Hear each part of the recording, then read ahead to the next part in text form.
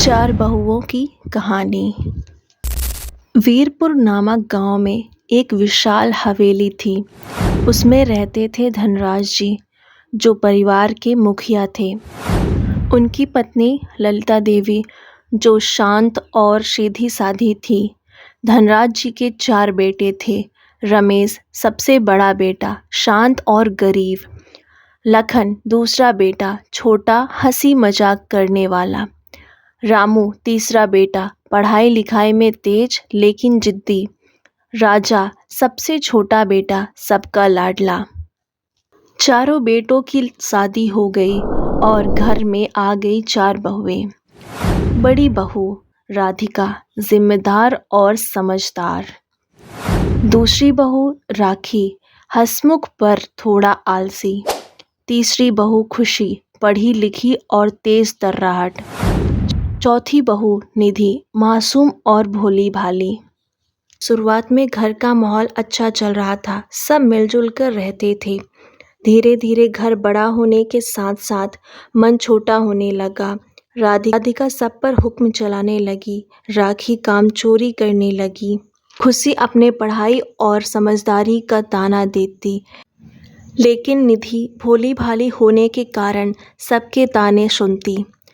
सास ललिता देवी अपने सभी बहुओं को समझाती रहती, जब बहुएं आपस में बहनों की तरह रहें तभी घर स्वर्ग बनता है।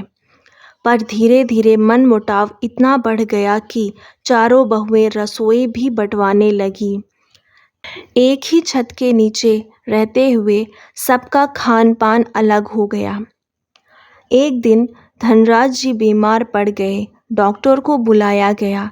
जब डॉक्टर आए तो बोले, इनका सेवा और दवाइयों का ध्यान रखना अच्छे से करना होगा, तभी ये ठीक हो पाएंगे। बड़ी बहू राधिका बोली, मेरे बच्चे छोटे हैं, मैं पिताजी की सेवा कैसे करूंगी। राखी बोली, मुझे तो काम ही इतना हो जाता है कि फुर्सत ही नहीं मिलती। खुशी बोली, मुझे तो नौकरी भी करनी होती है, मैं पिताजी की सेवा कर ही नहीं पाऊंगी। तभी निधि बोली, जो सबसे छोटी और शांत थी। उसने बोला, पिताजी मुझे बेटी की तरह अपनाया है, मैं उनकी सेवा करूंगी। निधि दिन रात धनराज जी की सेवा अपने पिता की तरह करती थी। खाना पीना, दवा, साफ सफाई सब उसने किया। कई महीने बाद जब धनराज जी पूरी तरह स्वस्थ हो गए तो उन्होंने परिवार के सभी सदस्य को बुलाया और बोला, जब मेरी हालत खराब थी तब मैंने देखा कि मेरी चारों बहुओं में से केवल निधि ने मुझे अपने पिता की तरह सेवा की है। बाकी तीनों ने कोई ना कोई बहाना बनाकर मना कर दिया था। याद रखना बहुओं, पैसे से सुख शांति नहीं मिल पाती है और घर की सुख शांति प्यार और जिम्मेदारी से होती है। राधिका, राखी और खुशी तीनों की आंखों में आंसू आ गए। उन्हें अपनी गलती का एहसास हुआ। उन्होंने पिताजी, माताजी और निधि तीनों से माफ़ी मांगी और वादा किया कि आगे से सब मिलकर परिवार चलाएंगे।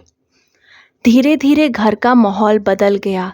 चारों बहुओं ने मिलजुल कर रसोई चलाने लगी और घर के सभी सदस्य की सेवा करने लगी। ललिता देवी यह देखकर मुस्कुराने लगी और बहुओं से बोली, देखो बेटियों, जब तुम सब साथ हो तभी घर स्वर्ग लगता है। और सचमुच धनराज जी की हवेली अब हंसी खुशी प्यार से भर गई थी।